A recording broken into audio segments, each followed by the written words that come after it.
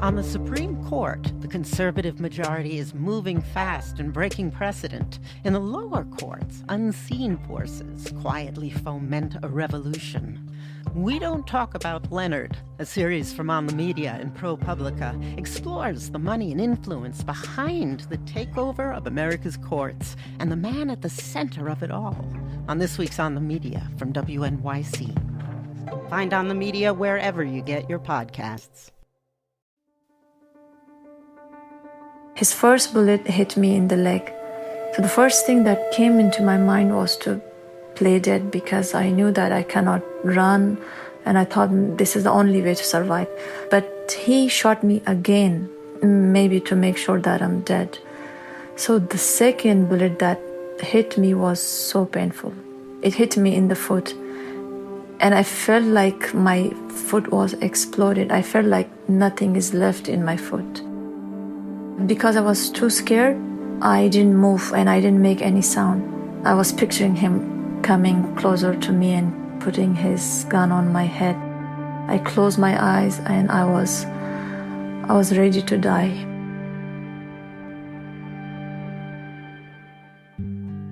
Breshna Musazai was a student at the American University of Afghanistan in 2016 when the Taliban, a militant Islamist insurgent group, shot her and left her bleeding out on the floor.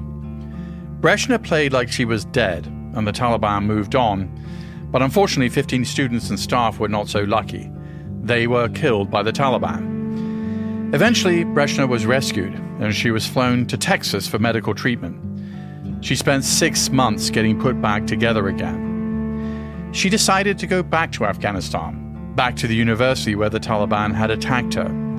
And she graduated. She became something of an inspiration, and in 2019, she spoke to a group of young leaders from around the world at a conference in the United Kingdom. My father had tears in his eyes at my graduation ceremony as he looked upon an independent Afghan woman. Because I'm mentally healthy, I can be positive, and I can make the key decisions in my life. Breshna gave that speech around the first time that we met, 4 years ago. I've been reporting on her story ever since. She was one of the lucky few Afghans who was able to get onto a military flight out of Afghanistan just as the Taliban took over the country's government in August of 2021. She landed in Qatar, and it seemed like she was finally free. And she put in her application for asylum in the United States. But instead, she ended up confined on a US military base in the Qatari desert, waiting for word from the US Citizenship and Immigration Services, USCIS, for more than a year, almost as if she was in a prison. I'm a refugee here. The USCIS has to approve my case, so when they approve it, I can go to the United States. Breshna's story is emblematic of the bigger story of what happened after the Taliban took over Afghanistan, something that was set in motion by the peace deal that the US signed with the Taliban in 2020. With that deal, the Taliban won at the negotiating table what they could never win from the Americans on the battlefield. It was a deal that ended 2 decades of progress in Afghanistan, and it made a mockery of the sacrifices of the millions of Americans who'd had loved ones who'd served in Afghanistan or had served there themselves. And once the Americans left, it turned tens of thousands of Afghans into refugees, with little or no idea if they'd ever be able to return to their homeland again. So why was the American exit from Afghanistan such a disaster? Now that the US is gone, what happens to the Afghan people? And with the Taliban in charge of Afghanistan again, do they pose a national security threat to you today? I'm Peter Bergen. Welcome to In the Room.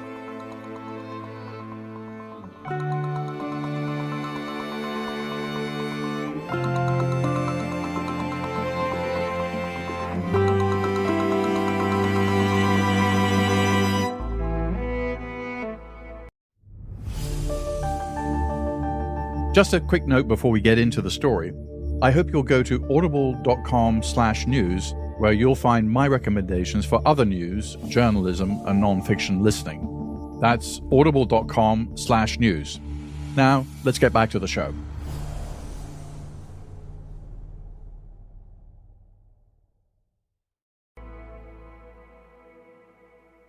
When I spoke to Breshna Musasai late last year, she was clearly suffering. Her injuries still caused her a great deal of pain. She seemed depressed. She was having migraines, and she missed her family. It's also blazing hot in the Qatari desert, where this US military base is located. And so, like lots of other refugees there, she'd reversed her schedule. During the day, she would sleep. At night, she would stay up. And she still didn't know what was happening with her asylum case.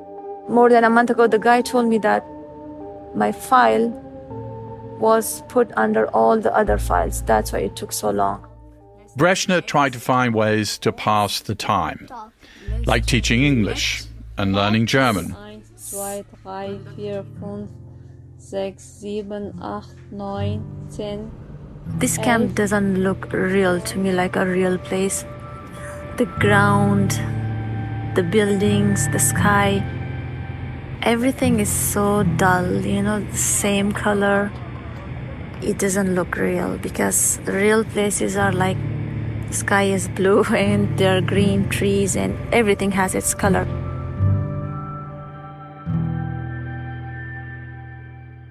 Breshna was trapped on a US military base thanks to the American withdrawal deal that took US troops out of Afghanistan and handed the country to the Taliban. General David Petraeus, the former US commanding general in Afghanistan, has strong views about that deal. I think that ranks with the worst diplomatic agreements in our history. We gave the Taliban what they wanted. We're leaving. The only thing we got in return is a promise that they wouldn't attack us sort of on the way out. Let's go back to the final days before those US troops left, beginning with one of the US diplomats who was overseeing the withdrawal. My name is Ross Wilson. I'm a retired American diplomat. My most recent post was Chief of Mission in Kabul, Afghanistan. When Ambassador Wilson got to Afghanistan, the situation was very tense. It was January 2020. The Taliban was routinely launching suicide attacks in the capital, Kabul. Massive, towering concrete blast walls up to 20 feet tall loomed over the streets of downtown Kabul.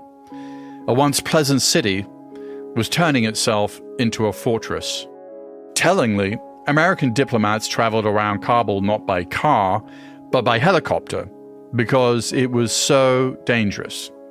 Meanwhile, the United States was about to sign a deal with the Taliban that it would pull all US troops out of Afghanistan by the next summer.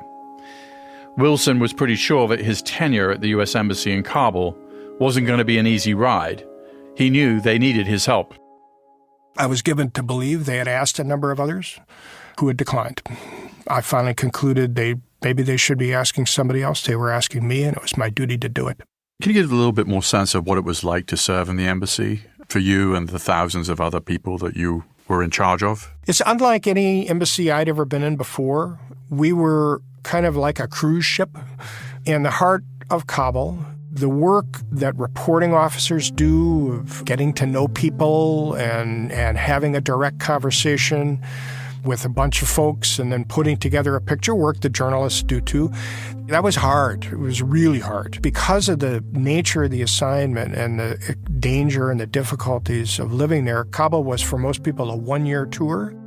So you had the annual lobotomy, was a phrase one of my colleagues used, where like the brains were removed, or a big chunk of the brains were removed, and then you had newcomers who had to find their way around. President Biden's top military advisor, General Mark Milley, told the president that unless the U.S. kept a small force, around 2,500 troops in Afghanistan, the Afghan military would collapse, and that would surely lead to a Taliban takeover. But Biden seemed to be still scarred by the fights he'd had with the Pentagon back when he was President Obama's vice president, and was the key voice in the cabinet arguing for a smaller US military footprint in Afghanistan. And now, more than a decade later, he simply ignored General Milley's advice. On April 14th, 2021, Biden addressed the nation. I've concluded that it's time to end America's longest war. It's time for American troops to come home. I spoke with a top Taliban spokesman, Zabihullah Mujahid. He says the Taliban couldn't believe their luck. When President Biden won the election, we suspected that he might insist on continuing the war. But when he announced that he was withdrawing his forces from Afghanistan, it was a source of joy. As US troops started to leave Afghanistan that summer, Ambassador Wilson saw the first signs of an impending catastrophe. On the embassy side, we had a set of metrics for us to assess what was happening in the country against our ability to be there. And as you got into July, a number of them were sort of in the red category, and a number of others were trending in that direction. Wilson was keeping tabs on the fuel and food making its way through Afghanistan to Kabul. As the Taliban began to take control of the provincial capitals, they also took control of the roads, and those supplies began to dry up. It was a measurable indicator of a full-scale disaster that was quickly taking over the country. We are flying over Bagram Airfield, once home to 38,000 U.S. troops, now nearly abandoned. The Taliban has captured its first provincial capital in Afghanistan in 5 years. The deputy governor of Sherbaghan in Jawazan province says government forces have retreated to the airport. The provincial capitals of Sar-e-Pul and Taloqan are also largely in militant hands. The Taliban has now captured the key strategic city of Kunduz after days of heavy fighting. The U.S. and British embassies in Afghanistan are advising their citizens to leave the country immediately. On about August 12, these indicators are heading really in the wrong direction.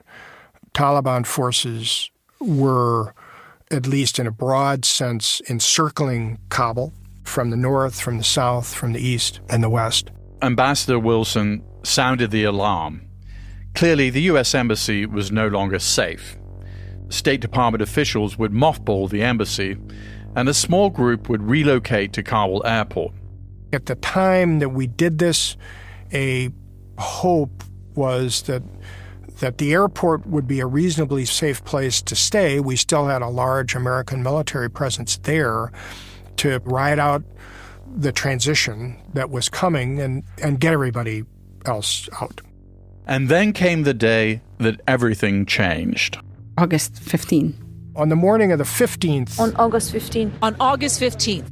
Taliban forces were now entering Kabul province in large numbers. By late afternoon, the Taliban made a brief incursion into Kabul, probing. They met no resistance. For Breshna, who'd been shot by the Taliban 5 years earlier, it was a complete shock. The Taliban seemed to take over the city so easily. My sister came to me and she said, "What's going on? I heard that people are running on the streets. Everybody's leaving their offices. What's going on? Maybe there's something bad is happening." My father came to me and he said, "The Taliban are already in the presidential palace." And I was shocked. I couldn't believe that this is happening. I thought it's a bad dream. Tens of thousands of Afghans were also looking for a way out. Anybody who'd been associated with the Americans had good reason to fear that the Taliban would exact revenge. Breshna, who'd become something of a symbol of resistance against the Taliban, rushed to the airport with her brother. A contact from the American University of Afghanistan helped them get out. But between her and the exit stood the Taliban. When my brother and I left, we were told that only take a backpack, no more than that. But I saw the Taliban in real life, and I was too scared. I was too scared to look into their eyes. But then the Qatar ambassador, he told us, "Don't worry, we'll find a way just stay here. So we waited like for 10 hours. The plane from Qatar government came and they put us on that plane. How did you feel when you were leaving? I was in shock. I didn't know what was happening. Even when I was in the plane, I had no idea where they were taking me. They told us it's Qatar, but I couldn't believe that it was real. As the Taliban encircled Kabul, President Ashraf Ghani was in his presidential palace, holed up with some key advisors, including Mateen Bek.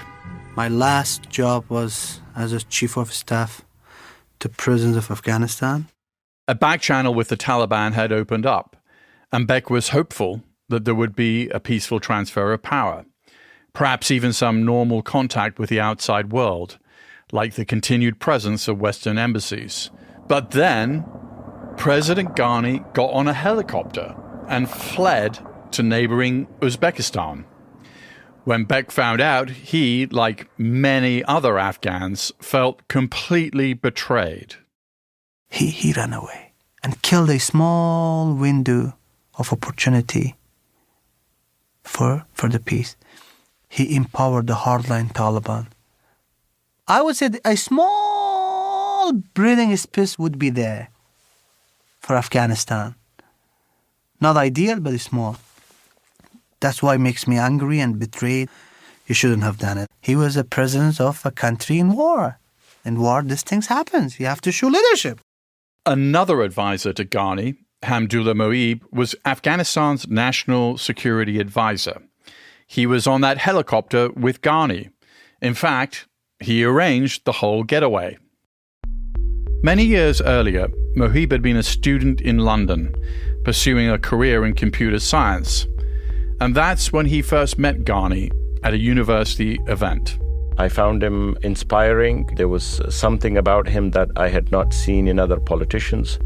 He did not talk about himself. It wasn't about him. It was about Afghanistan. The whole discussion was about how we can rebuild the country, how we can utilize the resources that Afghanistan has for its development and build a bright future for our country. Something that really resonated with me, and I stayed in touch with him ever since. And when he decided to run for president, I was there to volunteer. I believed in his ideas, and to this day believe what he was trying to achieve.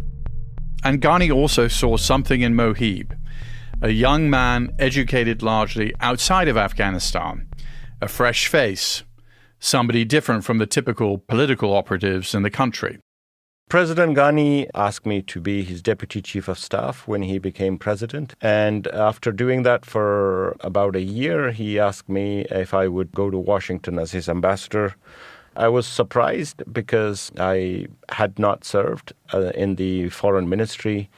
He told me that he wanted the United States and the American people to see the new generation of Afghans, because the Americans largely knew the older politicians, the warlords. I noticed that there was a lot of skepticism about Afghanistan in Washington. They didn't see the partners. They didn't see the achievements that the country had made. Mohib and President Ghani met with President Biden in the White House in June 2021. It was a last-ditch attempt to get some American support. Biden had already said he was going to pull all U.S. troops out. The Americans were pulling the plug, and Mohib and Ghani tried desperately to appeal to Biden to give them more military help, such as helicopters. Mohib recalled that Biden said they had a friend in the White House. But when we asked for anything real, which was support to Afghanistan, he went to repeat that we needed to have a ground strategy. The ground strategy that the United States was proposing to us was to withdraw from 22 provinces.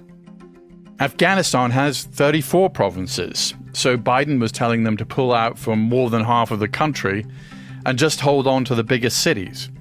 It was a strategy that Mohib and Ghani believed would never work. And so we are under attack at every front.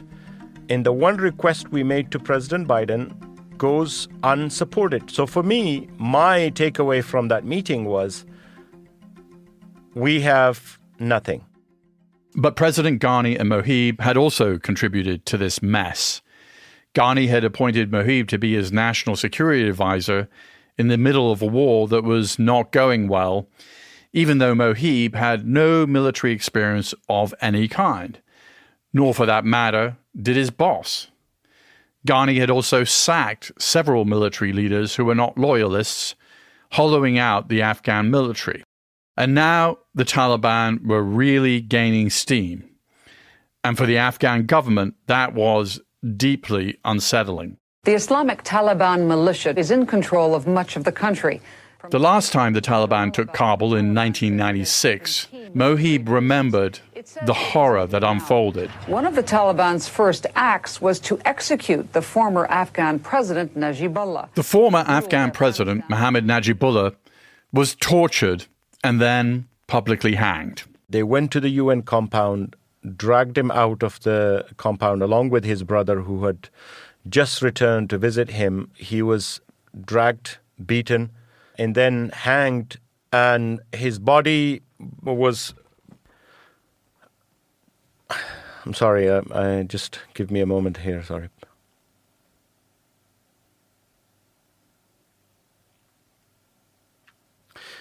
He wasn't just hanged, it is the humiliation and disrespect to a dead body, a former leader of Afghanistan, that was shocking to Afghans all across, even his opponents.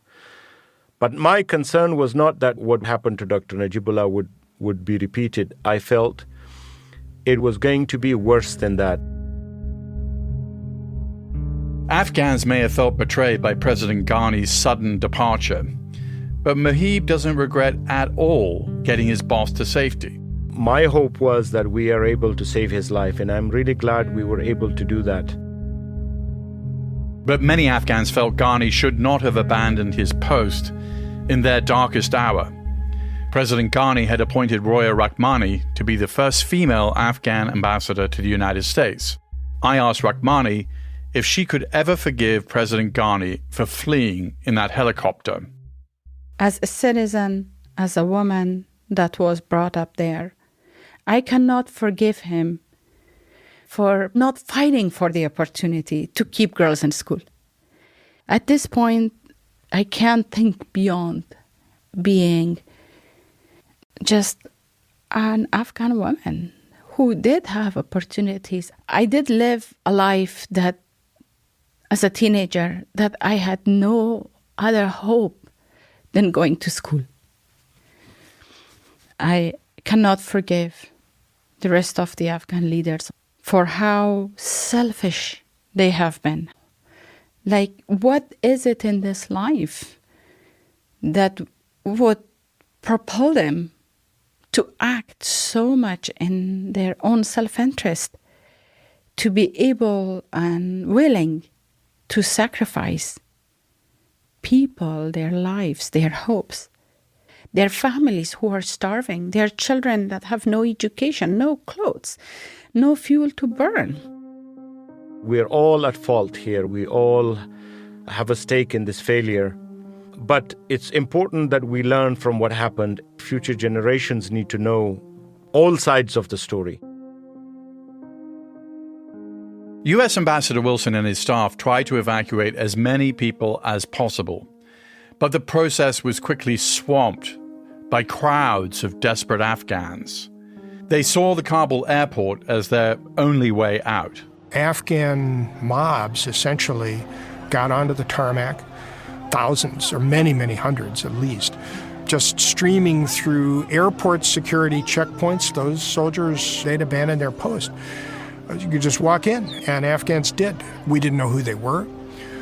We didn't know if they had weapons. Virtually from the time of my arrival on the afternoon of the 15th to close to the 30th, I got, my staff got, senior military people got, mid-level military people got hundreds and hundreds and hundreds of phone calls, texts, emails every hour. You are my last hope. My body is shaking. Please help me to get to a safe place. I'm asking you as a fellow human being to save my life. It was unbelievable. Please, please, please, please help us. Do something, please. Do something, please. You have the people come in, you have to fend off those who are not part of the group. You have to try to get that gate closed again, because who knows what these people are carrying, and who knows who they really are. Are they really who they say they are? And often enough, they weren't. It was nerve-wracking.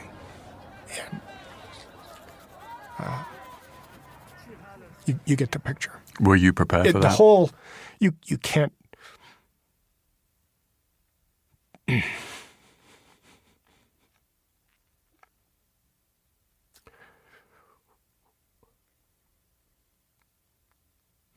me just stop for a second.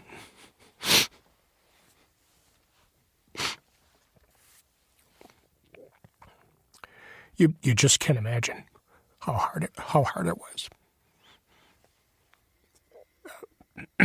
for those people on the front lines.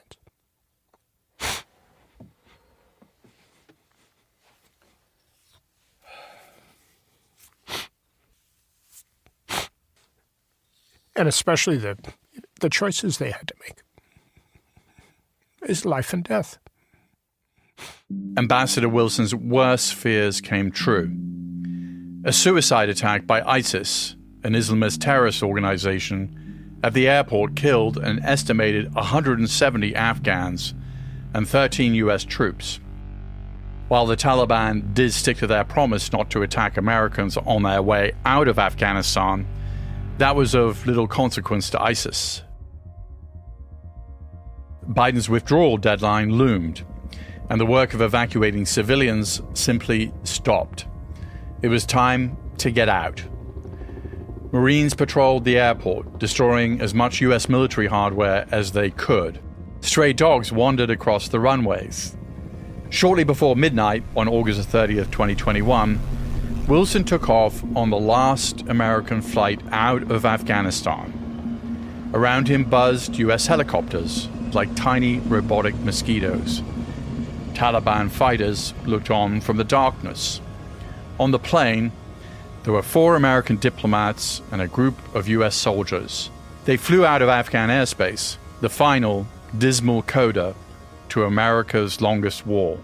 It was very somber, absolute quiet. Everybody was utterly exhausted, and everybody is thinking about what we'd left.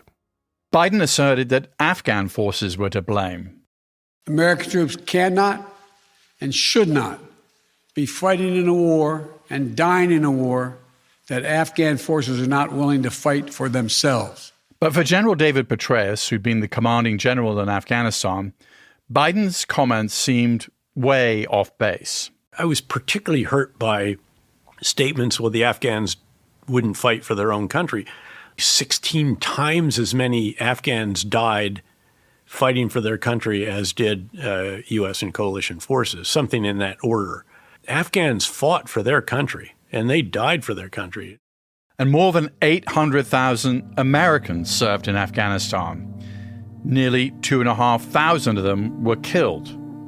More than 20,000 were wounded, many of them seriously. Millions of other Americans had loved ones who served in Afghanistan, often for multiple tours. All this sacrifice for what? The Taliban took over again. They continued to provide shelter to members of al-Qaeda.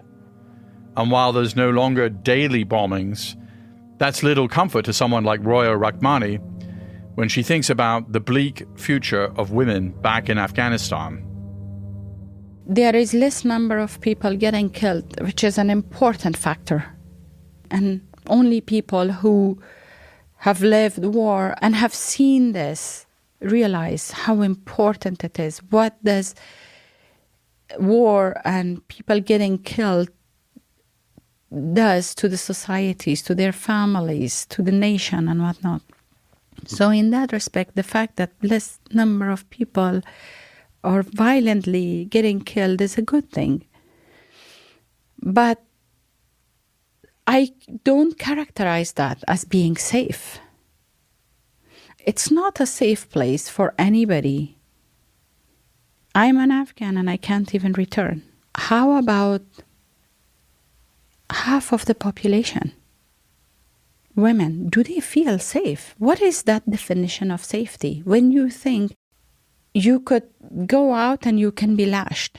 It's just simply because of the virtue of being born a woman. When the Taliban first took over, for a fleeting moment, it seemed they might have softened their views on women's rights. But today, girls over 12 are still not allowed to attend school. Afghanistan is the only country in the world that bans girls from school and women from universities. Taliban spokesman Zabihullah Mujahid told us that the Taliban is still paving the way for this to happen. First, women's rights will not be lost. They will not be discriminated against. We will proceed according to Islamic rules. We have not said that they can't go to school.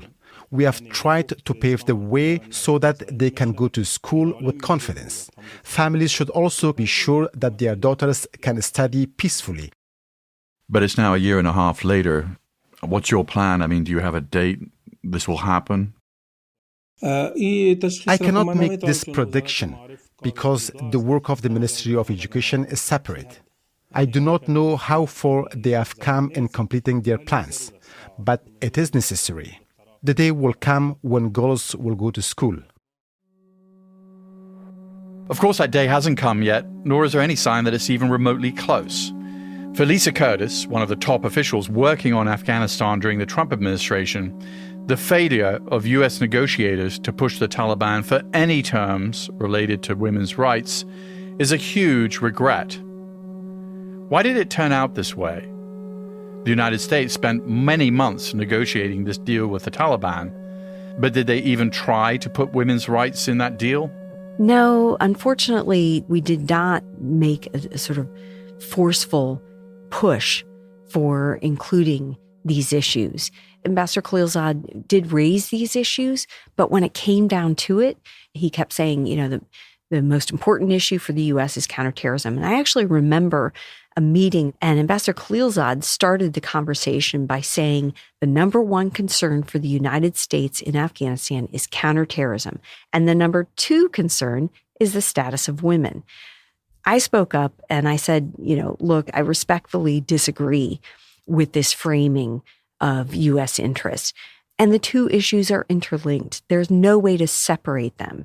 The point is that the way the situation goes for women in Afghanistan will determine the future trajectory of terrorism. Indeed, regimes like the Taliban and groups like ISIS, which wipe out women's rights, are key sources of jihadist terrorism. The US pullout from Afghanistan was orchestrated by President Trump, President Biden, US Secretary of State Mike Pompeo, and Ambassador Khalilzad. But none of these men are ever likely to take responsibility for this debacle. What's more, the withdrawal seems to have emboldened the rivals of the United States. It just doesn't seem entirely coincidental that Russian President Vladimir Putin ordered the invasion of Ukraine just 6 months after the US left Afghanistan. What happens in one part of the world reverberates around other parts of the world. I believe President Xi of China highlighted in one of his speeches that this showed that the U.S. was not a dependable, reliable partner and ally. And also that the way it was conducted showed that the U.S. was a great power in decline. Why did Biden go through with the withdrawal plan that he inherited from Trump? It's something of a puzzle. There was no large vocal constituency in the Democratic Party that was demanding a total U.S. pullout from Afghanistan. And Biden's top military advisors had clearly warned him of the risks of doing so.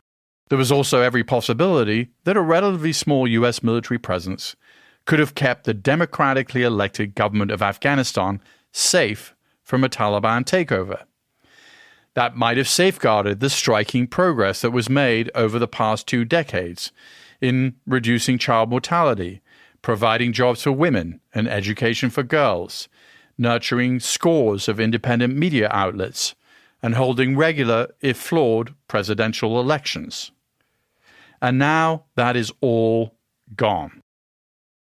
What's left is a country where experts estimate that more than 90% of the population may be living in poverty. Levels of hunger are skyrocketing. Nearly 20 million Afghans are facing acute food insecurity, according to the United Nations. And speaking of the UN, women in today's Afghanistan are banned from working with the organization along with other aid groups. The one relationship that is doing quite well now in Afghanistan is the Taliban's alliance with al-Qaeda. Within weeks after the US was gone, the Taliban appointed an al-Qaeda leader to a high-level government position, equivalent to leading the US Department of Homeland Security and the FBI. And the fact that the leader of al-Qaeda, Ayman al-Zawahiri, was living in downtown Kabul for months with the knowledge of leaders of the Taliban speaks for itself. Zawahiri was killed in a US drone strike in Kabul in July 2022. After that news broke, Lisa Curtis tweeted that this proved that the US deal with the Taliban wasn't worth the paper on which it was written. I think we can expect terrorism to rear its ugly head once again. We've seen no signs that the Taliban have broken from al-Qaeda, so I think we have to assume that al-Qaeda is going to begin rebuilding its base in Afghanistan. As far as counterterrorism goes, as far as human rights, we are back to square one. We are back to September 10th, 2001 in Afghanistan. Certainly we're back to September 10th, 2001 in terms of the Taliban controlling Afghanistan and providing sanctuary to terrorist groups. But there's a difference now. The US has counterterrorism capabilities like armed drones that it didn't have before 9/11. The US is also much better defended against terrorist attacks than it was back then. But still, according to a report released in June by the United Nations, approximately 20 terrorist organizations are operating in Afghanistan and, quote, terrorist groups have greater freedom of maneuver under the new Taliban regime. Also worrisome, al-Qaeda is, quote, covertly rebuilding its external operations capability, according to the UN, meaning its ability to launch attacks outside of Afghanistan. And you know how that can end. Meanwhile, all you really need to know about the Taliban's mindset 2 decades after 9/11 is to hear from their top spokesman, Zabihullah Mujahid, who told us that Osama bin Laden wasn't responsible for the 9/11 attacks. We have not received proof that what the American claim is true or not, because I have not seen any document on this issue. Osama bin Laden was living in Afghanistan when the attacks happened. I confirm that he lived here, but we do not have any evidence that he was directly involved in the event. Of course, that is total nonsense. We now know that a more moderate Taliban was a mirage, and the Taliban today is just like the original Taliban, with one major difference. This time around, they're far better armed than the Taliban that ruled over Afghanistan from 1996 to 2001.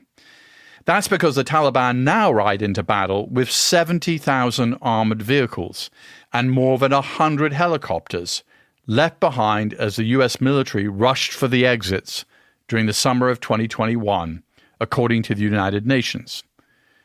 It's an arsenal worth an estimated $8.5 billion, which is more than the defense budgets of many European countries.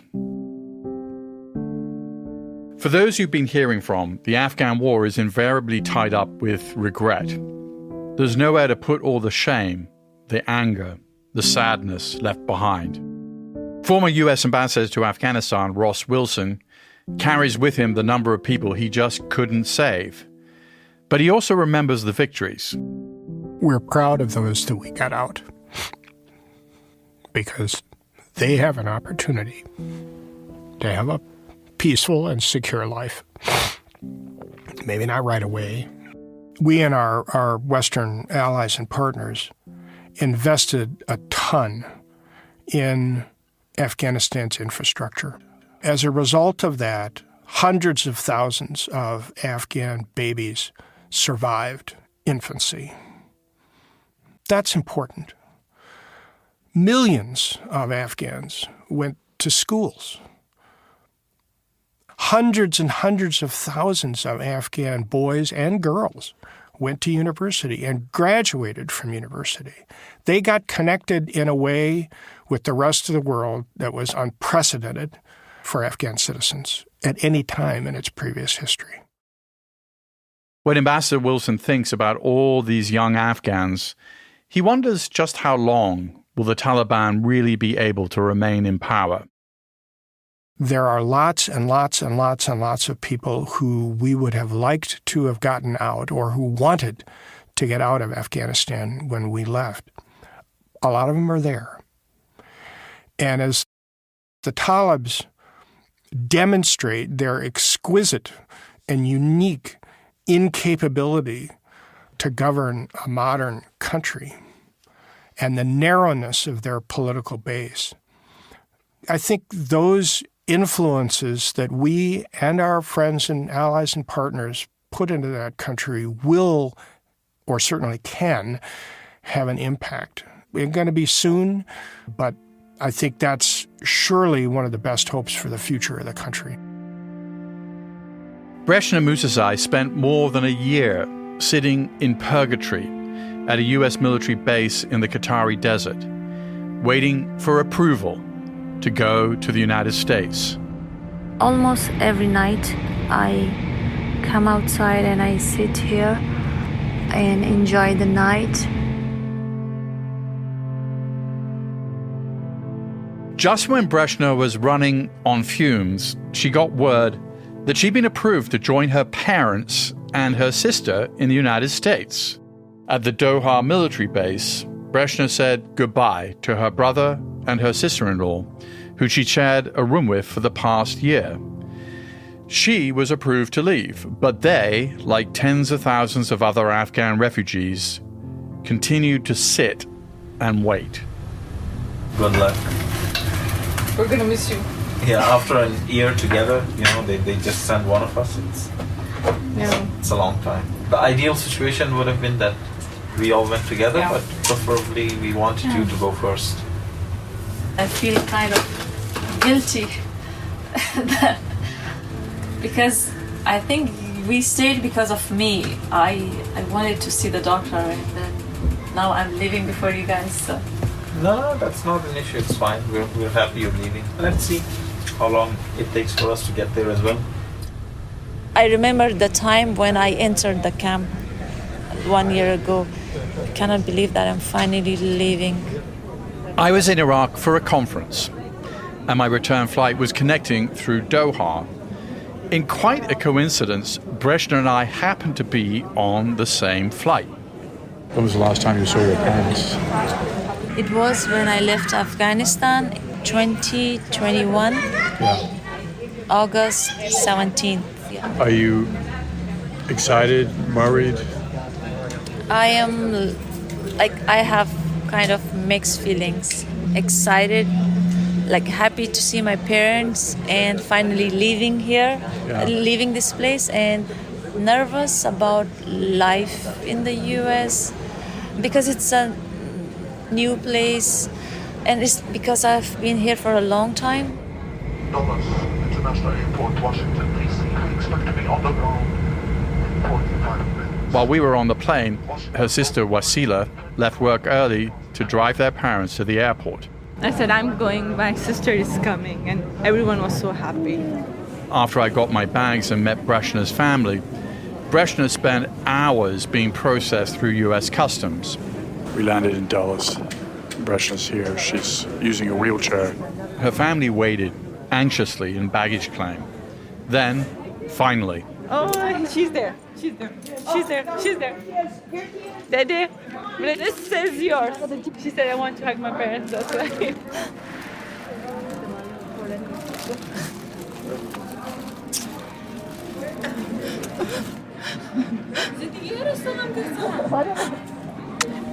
So good to see you.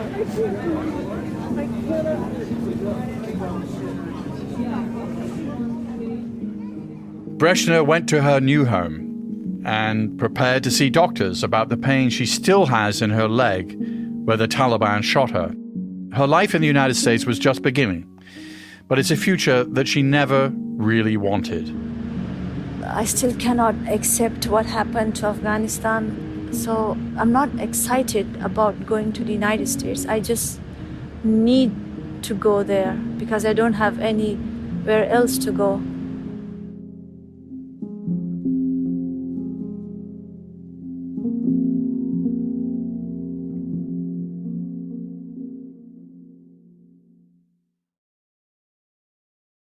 If you want to know more about some of the issues and stories we discuss in this episode, I recommend The Afghanistan Papers, A Secret History of the War by Craig Whitlock of The Washington Post, Carter Malkasian's The American War in Afghanistan, an authoritative account by a Pashto-speaking historian who worked in Afghanistan as a U.S. State Department official, and Steve Cole's deeply reported Directorate S, The CIA and America's Secret Wars in Afghanistan and Pakistan. And if you enjoyed this episode of In the Room with Peter Bergen, please tell a friend and rate and review our show on your favorite podcast app. In the Room with Peter Bergen is an Audible original, produced by Audible Studios and Fresh Produce Media.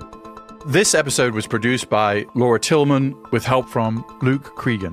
Special thanks to Khalid Maftoon and Ellen Rolfes. Our executive producer is Alison Craiglow. Katie McMurran is our technical director. Our staff also includes Alexandra Salomon, Eric German, Holly DeMuth, Jamila Huxtable, and Sandy Malera. Theme music is by Joel Picard. Our executive producers for Fresh Produce Media are Colin Moore, Jason Ross, and Joe Killian. Our head of development is Julian Ambler. Our head of production is Elena Bavietz. Eliza Lambert is our supervising producer. Maureen Traynor is our head of operations. Our production manager is Hermenio Ochoa. Our production coordinator is Henry Koch. And our delivery coordinator is Anna Paula Martinez. Head of Audible Studios, Zola Mashriki. Chief Content Officer, Rachel Giatza. Head of Content Acquisition and Development and Partnerships, Pat Shah. Special thanks to Marlon Calby, Alison Weber, and Vanessa Harris. Copyright 2023 by Audible Originals, LLC. Sound recording copyright 2023 by Audible Originals, LLC.